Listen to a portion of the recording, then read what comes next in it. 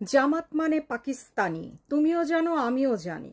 এগুলা কি শুধুই স্লোগান, না এগুলো আসলেই অর্থ রাখে তোমাদের কাছে? ছাত্র সমাজ, তোমাদেরকে বলছি, তোমরা যে ঢাকা বিশ্ববিদ্যালয়ে নির্বাচনের জন্য, ডাকসু নির্বাচনের জন্য যে স্লোগানগুলো তোমরা দিচ্ছ, বা সবসময় রাজাকারদের প্রতিবাদ করার জন্য, প্রতিরোধ করার জন্য স্লোগানগুলো দিয়ে আসো, এগুলো কি শুধুই তোমাদের কাছে স্লোগান, নাকি এগুলোর কোনো অর্থ তোমাদের কাছে আছে? যদি এগুলোর কোনো অর্থ তোমাদের কাছে থাকে, তাহলে অবশ্যই যেই মুক্তিযোদ্ধাদের ডিবি অফিসে ধরে নিয়ে যাওয়া হয়েছে মঞ্চ ৭১ নামের যে একটি অনুষ্ঠান থেকে, তাদেরকে রক্ষা করার দায়িত্ব কি তোমাদের মধ্যে পড়ে না? তোমাদের উচিত না ডিবি অফিস গিয়ে ঘেরাও করে তাদের কাছে জানা যে কারণটা কি, তাদের অপরাধটা কি? তারা কি সন্ত্রাসী? তারা কি জঙ্গি? তারা ৭১-এ মুক্তিযুদ্ধ করেছিল, তারা কি সেটি পাপ করেছে? এগুলোর উত্তর কি তোমাদের নেওয়া উচিত না? নাকি শুধুই স্লোগান, জামাত মানে পাকিস্তানি, তুমিও জানো আমিও জানি, শিবির মানে পাকিস্তানি, তুমিও জানো আমিও জানি?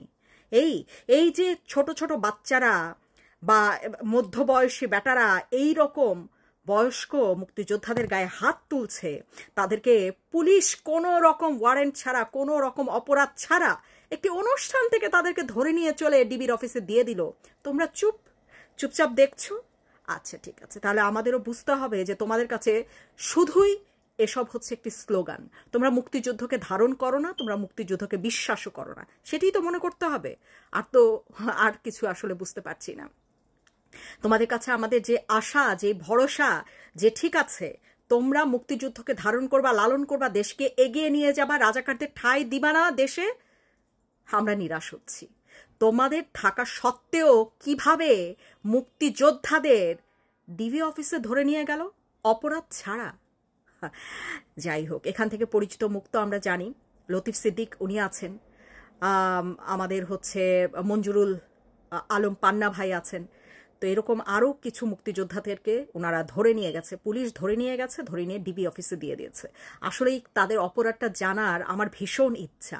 তোমরা যদি জানতে পারো একটু জানিও আমাদেরকে, আসলে তাদের অপরাধটা কি? বাংলাদেশ সৃষ্টি করে দিয়েছিল, বাংলাদেশ সৃষ্টিতে অবদান রেখেছিল, এটাই কি এখন তাদের সবচেয়ে বড় অপরাধ হয়ে যাচ্ছে? সেটাই তো মনে হচ্ছে যে মুক্তিযুদ্ধ কেন হয়েছিল, বা মুক্তিযুদ্ধে কেন এই মুক্তিযোদ্ধারা অংশগ্রহণ করেছিল, তোমাদের জন্য একটি স্বাধীন দেশ, একটি স্বাধীন মানচিত্র এনে দিয়েছিল, তোমরা এখন যে পরিচয় দিতে পারো বাংলাদেশি, এটি কেন তোমাদেরকে দেওয়া হয়েছিল? এটি হচ্ছে তাদের পাপ, মহাপাপ হয়ে গেছে তাদের, যেটি শাস্তি তারা 2025 সালে এসে ভোগ করছে।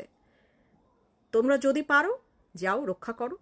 তোমরা দেশকে রক্ষা করতে চাও তো, দেশকে যদি রক্ষা করতে চাও, প্রথমে দেশের মুক্তিযোদ্ধাদের সম্মান করতে শেখো, মুক্তিযোদ্ধাদের রক্ষা করে দেখাও যে না, আসলেই তোমরা মুক্তিযুদ্ধকে ধারণ করো, বিশ্বাস করো, এবং রাজাকারদের বিরুদ্ধে তোমাদের অবস্থান সবসময় ছিল, থাকবে।